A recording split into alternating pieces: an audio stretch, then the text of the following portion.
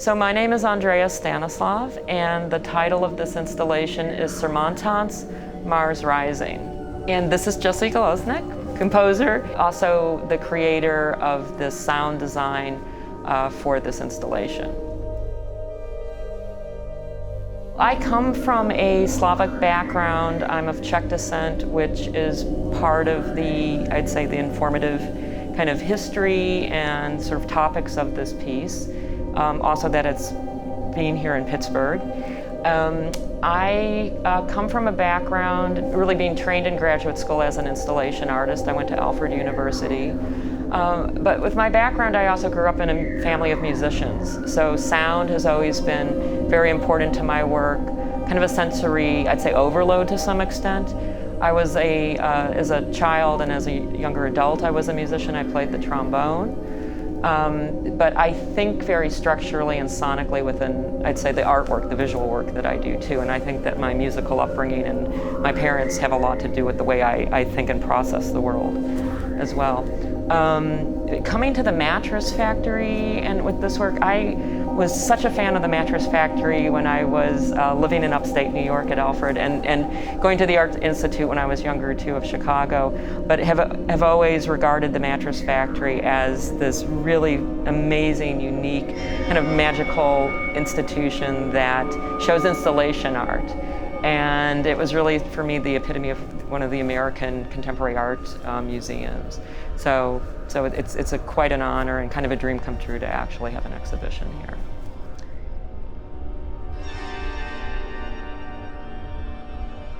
I would describe this installation as a kind of suspended, dreamlike state, an accumulation of emotions, of processing the world, of sort of dreams of what it could be during CV19. There's a number of cinematic informants in this work. There's obviously informants to David Lynch. Within my work, there's always a little nod to Andrei Tarkovsky to some extent. Sci-fi, so Solaris, Stanislav Lem, the Saraski brothers, Roadside Picnic, which became The Stalker. I'm also using motifs in my work, the white horse. The white horse it's a metaphor for many things, obviously the fourth horseman of the apocalypse, but there's also a kind of positive sort of dream sort of focus on the white horse as well in many Slavic cultures. It's sort of a good omen, not necessarily. So dualities are a huge part of this installation. But it's an immersive installation where sound and image really come together to create this experience that hopefully is transformative. I would hope that it kind of brings us back in a reflective way to COVID as a kind of, I would say it's a kind of eulogy to some extent for this time. But I hope that with this sort of a center, this rise, that we're leading to Mars at the end. That's kind of the spoiler, but that we go on, we move forward, we move upward. And I know Jesse has particular thoughts about the sound too. Maybe he can add, because we also worked very much together on this through amazing meetings. Yeah, we were meeting in the park, and then we realized that we had some of the same interests with some of the Slavic dance music and composers, Shostakovich in particular. But then we started talking about the different sounds that could be used in this and the different motifs that you'd be using visually. And I started taking a 4-track, analog 4-track, putting some sounds together, some sounds that Andrea requested as well, as far as space sounds and NASA samples. And then got together with a group of musicians and worked remotely because nobody could actually be together, so that was an interesting process. And started sending them scores, getting recordings back from them, and then collaging them together and designing the space.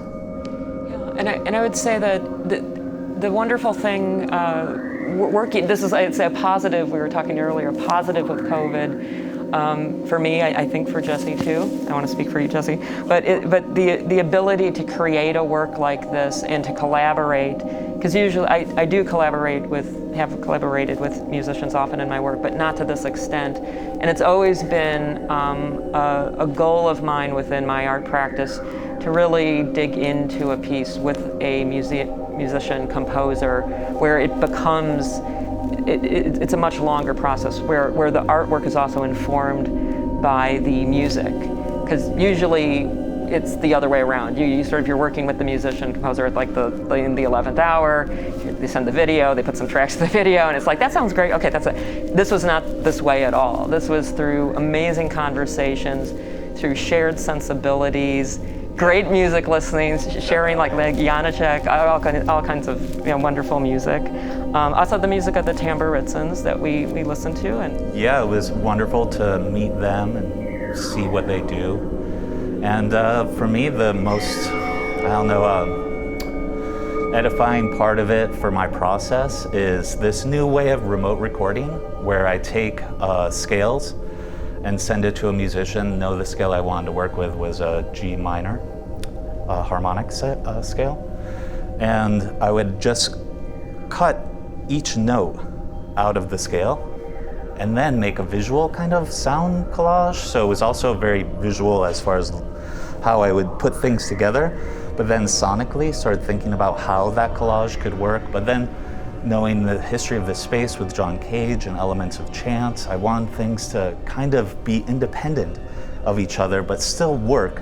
And these ideas of satellites and things in the atmosphere that aren't necessarily tied together, but in the same orbit. And those were all things I was thinking about a lot when I was composing and putting the piece together. Yeah. And then we talked about the sort of this idea of sound sculpture, or sort of sculpting with sound, sculpting space with sound, of how you move through the space with the sound. And then also how the colors are key. So the concept for this piece also is grounded in 3 rooms. We have the silver room, or the white room, the red room, and the black room. And those 3 colors and this structure, again, this sort of 3-act structure, the structure of 3s, you'll see lots of 3s in this work, lots of orbits, lots of rotation, both within sculptures, obviously movement, kinetic movement, in the music. So we have these motifs that are repeated through the work that I think really bring the experience together for the viewer. The kind of repetitions that you find, and to find these motifs within the work, are again, once you go through it, I hope that people process it, and then it kind of brings the entire work together as a whole. In the video, you will see performers that have red costumes, black costumes, and white costumes, so you see it also repeated through there.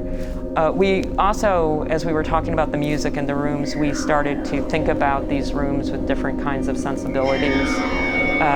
Like this room, for instance, is kind of like more ethereal. They all had their own identities. Kind of like we talked about, like, this is morning, this is sunrise. When you think of sort of over the span of COVID, we also were thinking of this arc of the COVID time.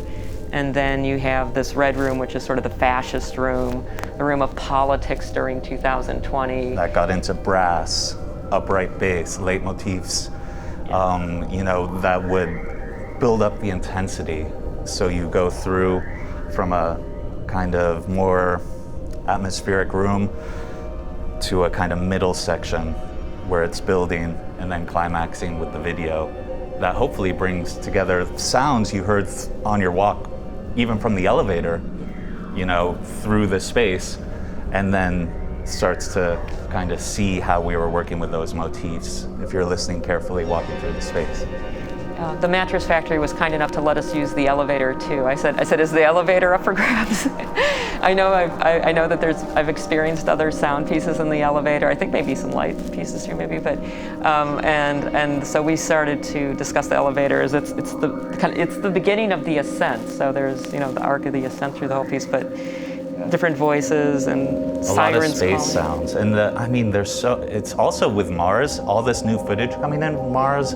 And the fact that NASA has this free library of samples that you can pull from. And then also using synthesizers that kind of replicate that. Like even in this, you can hear the like this kind of tremolo, but that's a synthesizer. but I feel like it could be easily mistaken or thought of, and hopefully thought of, as a sound that could be occurring in space.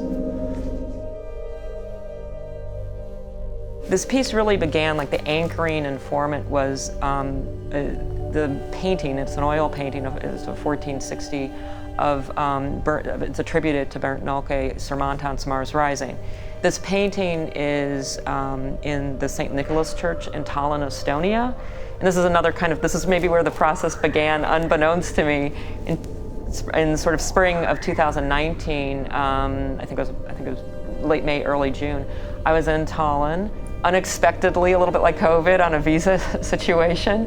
And I walked into the church and saw this painting. It's the only oil painting of this dance macabre imagery. So it's your kind of classic dance macabre. Skeletons dancing with different characters from the different hierarchies within society.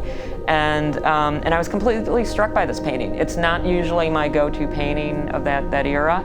And when I'm in museums, I feel like I'm a little bit on busman's holiday. I kind of run through a little bit. And I spent over 4 hours with this painting, photographing the way the abstract light images were coming over this through the church windows. The church staff / museum, it's partially a museum, had to kick me out. They're like, the museum's closed, honey. So I was like, I need to leave. No, lady, please leave. And it stuck with me. And so some of these images went on Facebook. A year later, we're sort of in the depths, some of the darkest days of COVID. This is May. We're hoping things will open up. And this image flashes back to me from the past. The other interesting thing in 2019 is, I guess artists kind of channel, we're sort of, there's some transmission we're getting of the future to some extent like this. But I was reading the history of the bubonic plague while in Tallinn. That was my summer beach reading.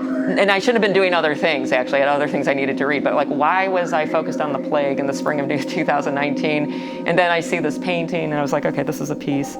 And when this came back to me on Facebook Memories a year later, I was like, that's it. That's the informant.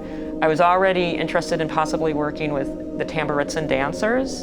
And one of my ideas was to work with a group of dancers, but sort of coming together for a dance video. I've worked with dancers in the past. I work often with Workstage in St. Petersburg, Russia. And so I wanted to work with modern dancers. And the Tamburitzans were introduced to me, and I was like, that's it. And they're the dancers from the Surmatants painting.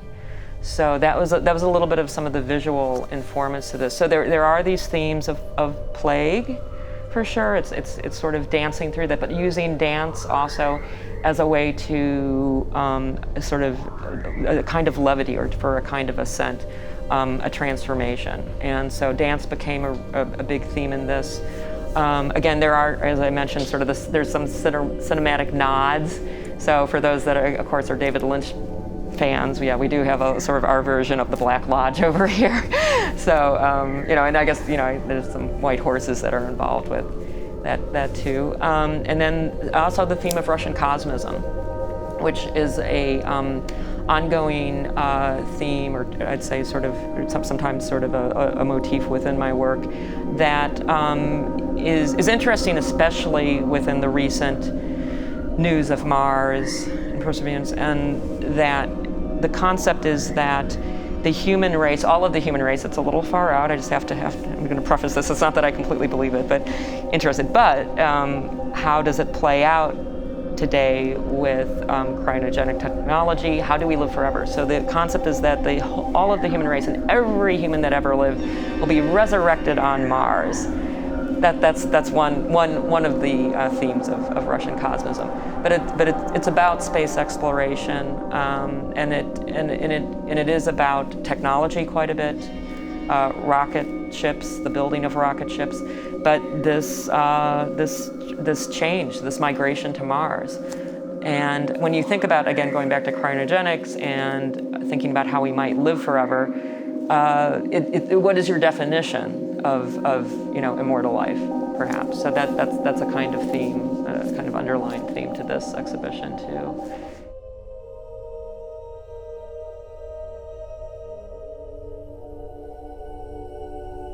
It was really amazing to work with the Tamburitzans and we also had to navigate through COVID because they're a dance troupe, and their summer camp was canceled. They had a very, very abbreviated camp.